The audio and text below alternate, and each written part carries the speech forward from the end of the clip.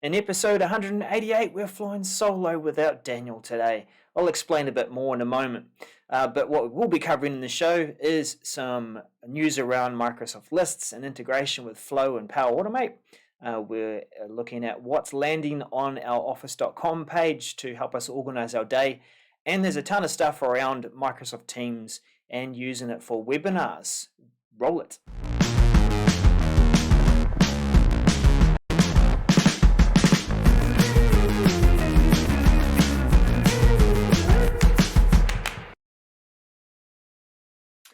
We can but do our best without our buddy. Yes, Daniel has done himself an injury. I'll let him fill you in via the socials as to what he has done, but we do wish him a good and speedy recovery. Yeah, not good.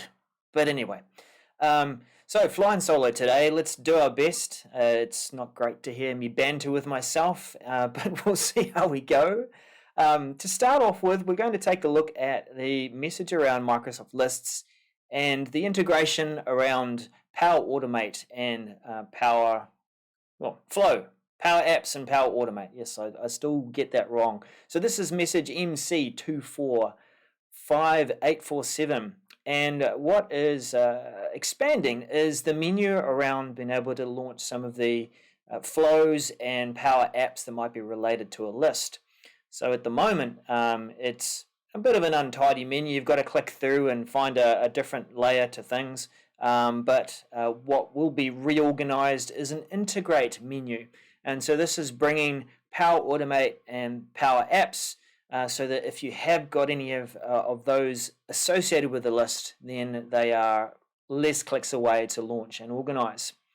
So if we just have a quick look at that view, you'll see Power Automate and Power Apps in a new integrated menu item. So rolling out targeted release in late March, which is very shortly, if not a couple of days away, and standard release completed mid-April.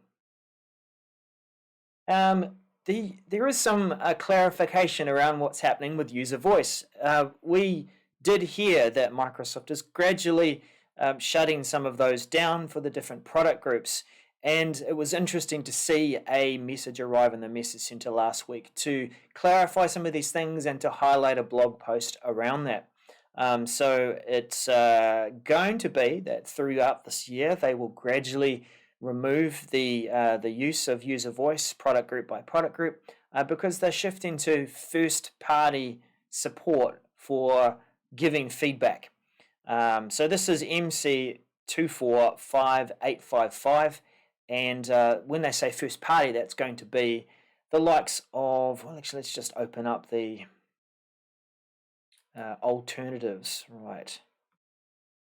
So this is the article that explains a bit more about it, some of the alternatives to submit feedback in product experiences. So where there might be a little pop-up that says, we want to get your feedback, or that you can go in and provide feedback through the About menu. That's also when you're in a mobile and you might shake the app itself and it'll pop up and say, I want to give feedback. For Windows, there's the Windows Feedback Hub, so those who are using Windows Insiders are quite familiar with how to do that. There's the tech community, so there'll be communities, of course, which are already receiving feedback and discussion, and I think they're trying to drive more of that traffic towards having conversations about it rather than suggesting something and then voting it up and down. There is a function within the Microsoft tech community. Some of these forums are shaped to allow voting up and down for certain ideas. The Microsoft Store, so you can vote and give stars on certain apps and products. So I know that there's not a lot of apps going on within the Microsoft Store necessarily, but that is one way to give feedback. And then, of course, your Microsoft Q&A. So a few different ways to be able to get that feedback across. Now, we do wonder what's going to happen with some of those suggestions that have been voted on within the different forums for different products. But we did hear that some groups are definitely giving more attention to the UserVoice than others, but I guess the shift towards using first-party products we're hoping to see something be a bit more centralized than the dispersed way of going across all the different ways to give feedback and give suggestions. Moving along to, um, yes, My Day. So this is a feature within Outlook on the web where we can go and see off to the side a list of our tasks and a quick list of our events that we might have. And so we can open up, it's a bit like that pane that we've always had along the side there for Outlook on the desktop. This is MC245995. And what will be expanding is we will start to see that in Office.com. So when we go to that landing page for Office.com, we will be able to see the same task list and events. Let's take a close look at this. So you'll see the tasks. And it's funny how they've highlighted this. It's the same button, of course. So when you go to the Office.com page, you'll be able to see the calendar, and then you can shift over and see the to-do list of your tasks that you might have to do today. So that will make the Office.com page interesting, of course, because we have currently a way to get back to where we were working on different documents, and we can see our most recently used list. And that has also improved recently with a different way to search and filter that content, and is expanded. So now what we're seeing is also a way to see what those tasks are you might be working on, what are your appointments for the day. Must say though that this screenshot doesn't really suggest that it is within the Office.com page. So there's not a lot of context around there to give us that, but maybe this is just an indication of what we expect to see. So the rollout of that, we expect to see it late March come in targeted release, so any day now. And standard release will be finished by early May. Let me know about your thoughts around this, because while it's an interesting way to start the day, and I know it's trying to bring more value to that Office.com page, there's probably not a lot that you need to do to prepare people for that change, just to say it's going to appear. But I guess it's just another place for us to be able to catch up with what's going on. A lot of people start their day in Outlook and they're checking for messages and trying to be responsive or deciding what they're going to reply to. Are we going to see something like this come into Microsoft Teams, where you will have a My Day where we start and we can see those sorts of things? Perhaps somewhere in the space of Viva, maybe there might be a thing for that within Viva Connections. But I don't want to get myself in trouble. I don't have Daniel with me here to say, hey, Darrell, don't suppose things at this stage. Just go with the message. All right, so let's get on with our next message. Microsoft Teams call merge. This is MC245998. Now, this is for organizations that are using Microsoft Teams to make and receive calls, and these are phone calls. So when you are on a call, I'm on a one-to-one call with, let's say, Daniel, and I want to bring in an expert, I might put Daniel on hold, and I'll go and call a subject matter expert and say, hey, have you got a moment here to be able to help me out with a call with Daniel? And so I've got Daniel on hold, I've got the subject matter expert live and with me talking, and I can merge the two calls together, and that becomes a conference call. So this is a good feature to come to those voice calls that we have over the landlines and over mobiles. Being able to merge these calls means that we're not having to say, look, just let's hang up and try and create an online meeting and I'll call you back. But rather it's all just one fluid thing. So this is a step closer to more capabilities around call center related features within a phone system. Let's have a closer look at some of these things here too.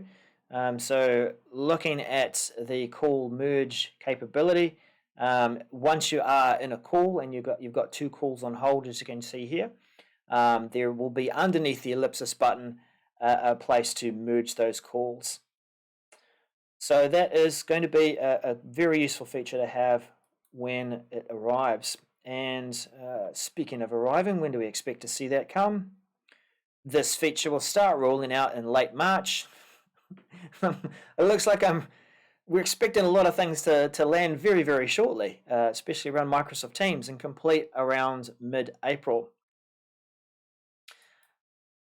Now I should have said, there are a lot of announcements that we're looking at with Microsoft Teams, and we do expect to see that these days because Teams is the hub for teamwork, but it also seems to be where we're bringing a lot of things together. So Teams meetings, and being able to allow only organization participants to bypass the meeting lobby, MC24600. Now this is about the options that we have when we go to organize a meeting and we want to determine who can come directly into that meeting straight away. So if we go back down to an example here of our screenshots, and we'll have a look at this close. Meeting options, these might look familiar to you. When we click into creating this meeting within Teams, and we access these options, we get taken over to the web page to see these sorts of things. We don't do it directly within Teams today, though that may be coming. These meeting options, you can just see in that, focused on that drop down box, people in my organization who can bypass the lobby. Sometimes it's set to everyone. You can actually, I believe, set a policy here to make sure that meetings always have a common behavior. People in my organization and guests. But the key one that this update brings in is people in my organization. Now imagine a scenario where we are holding a large format Teams meeting and we want it to operate like a webinar. I, as an organizer, and maybe a couple of presenters, will try and join that meeting initially, like 15 minutes beforehand, to get all set up. And so I've got people from my organization. I don't want them to have to wait in a lobby. I want them to be able to come in and help prepare and get all set up, ready to go. So then we can invite in our attendees to that meeting. And so that's the scenario I believe that this will be used, because there's still a good reason to have a lobby and allow people into a meeting at the time that you're ready to get going. It's a much cleaner way of starting off a webinar, and it also gives a chance for your people who might be part of the production team or part of the presentation team to get in there and be prepared. So this is a good option to see, especially as we see more features, which we'll talk about soon, enabling Microsoft Teams meetings to be used in a large format for webinars. So when is that going to come across to us? That is available in late March, sounds familiar, and should be complete early April. Good. Now, yeah, I'll point out too, a lot of these meetings, or rather these messages, are saying things like, you might want to suggest letting your people know about this option. You know, take time to think about a message like this. Who's going to need to know about this? You could put out some information generally to people who organize meetings, or wider still to the organization. So you can target your information and help prepare the people who will mostly benefit from this feature. Moving along, for creating and using approval templates for Teams approval app. This is MC24600. Teams approval app. Must admit, I haven't spent a lot of time in this, but it does have a good use in bringing approvals into Teams where you might be doing most of your conversations and collaboration. So with this, it allows an admin to set up, let's just open this up on a bigger screen. It will allow an admin to set up a template within the Teams admin app, Teams admin center, to organize approvals and allow them to be used by regular users across your organization. Now, at least starting with a template, you're giving a end user a starting point that they can create that approval process. Some of these sorts of things, you can be overwhelmed by choice and have too many things to think about as you're creating an approval.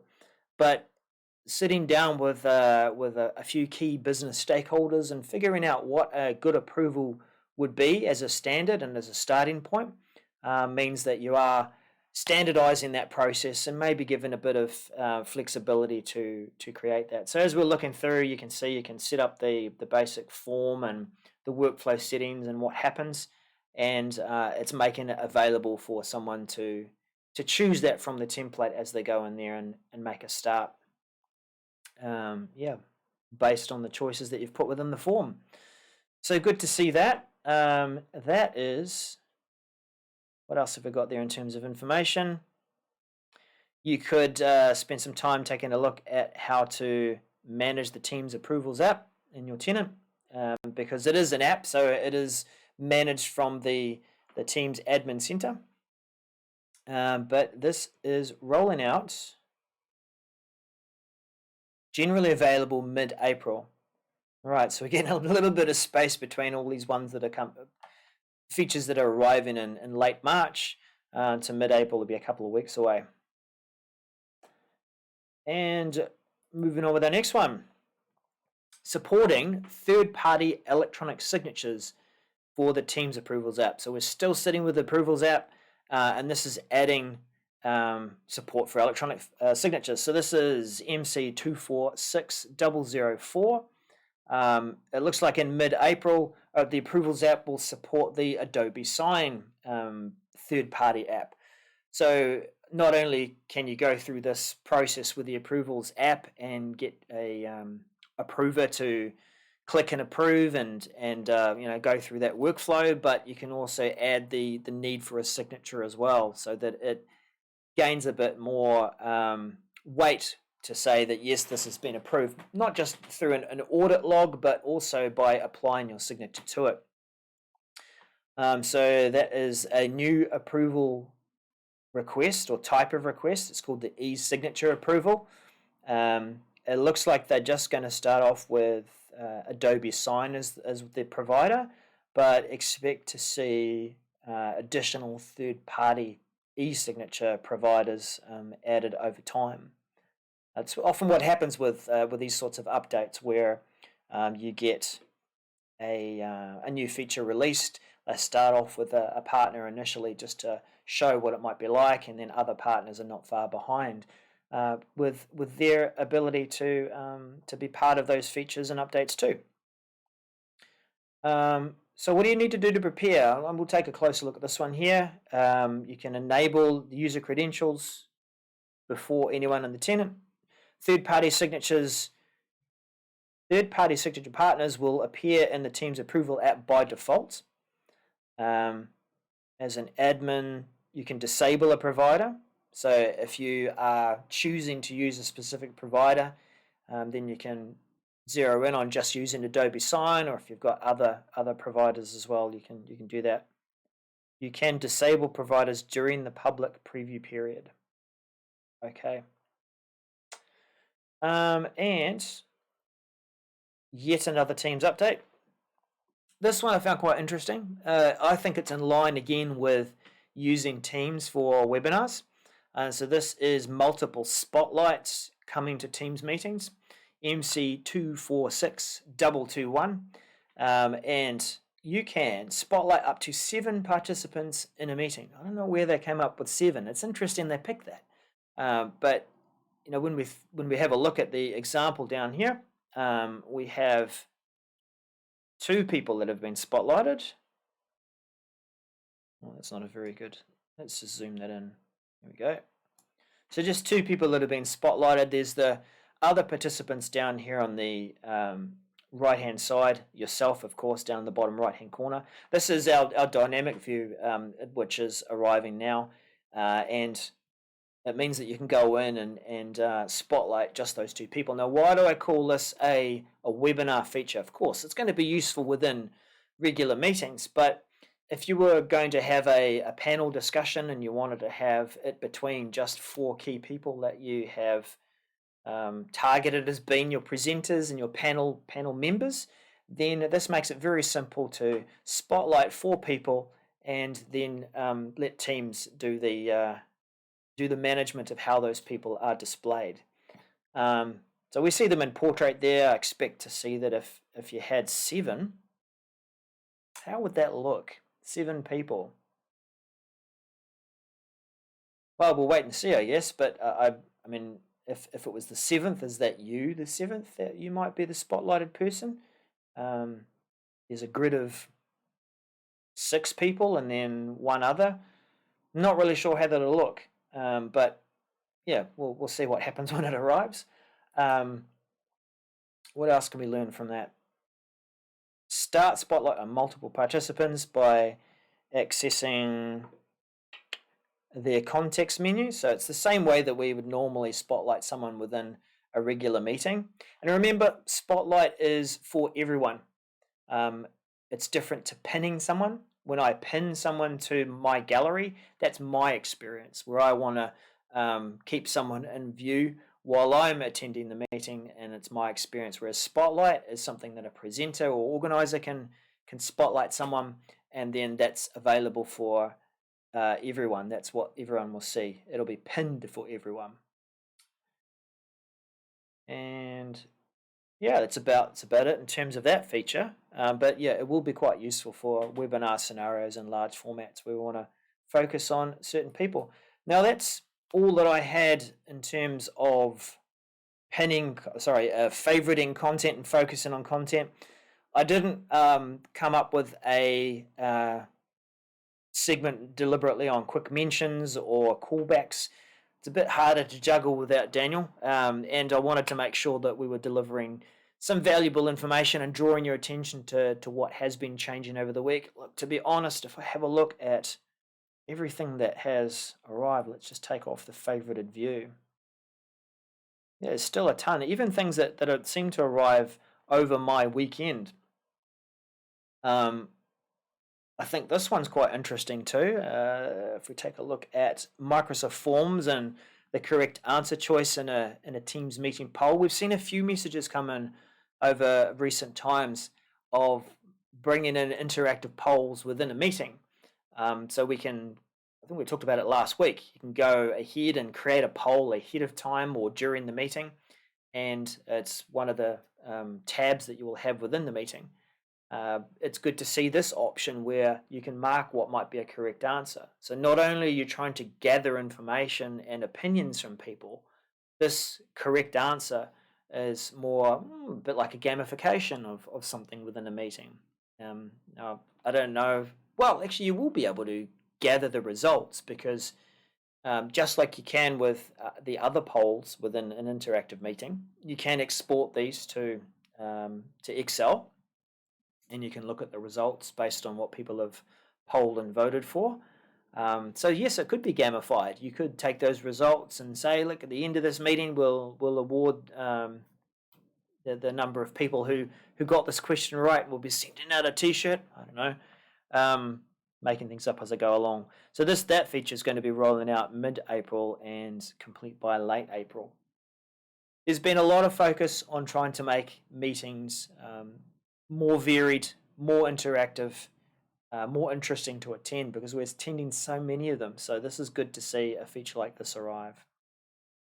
I'm going to stop it there for this week. I know that was 23 minutes-ish long. Daniel and I tend to banter a bit and take it a bit longer into the 36, 37 minute.